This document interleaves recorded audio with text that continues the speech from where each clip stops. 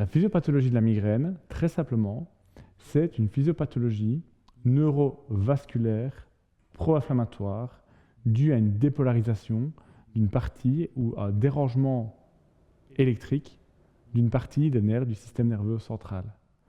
Je refais l'histoire très simplement.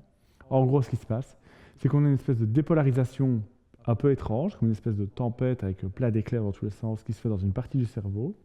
Cette dépolarisation n'a aucun effet négatif sur le nerf. En fait, juste, ils se mettent à dépolariser, donc à se vider et se remplir de synapses et présynapses, comme on l'a vu en neurophysio tous dans nos cours.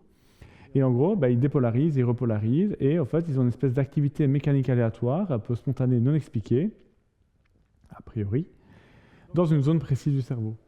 S'ensuit à ça plusieurs réactions en chaîne, de compensation vasculaire, décompensation vasculaire, où le cerveau essaye en gros, un peu comme un navire qui se met à tanguer, le cerveau essaie de compenser. Dans cette tentative de compensation, il y a un gros mouvement en vague vasculaire, intracrânien et dans les vaisseaux autour du crâne.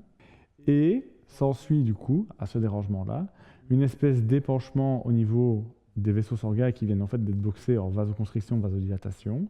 L'épithélium émet de l'inflammation et donc les patients décrivent une inflammation intracrânienne à la suite d'un dérangement de dépolarisation des nerfs du cerveau.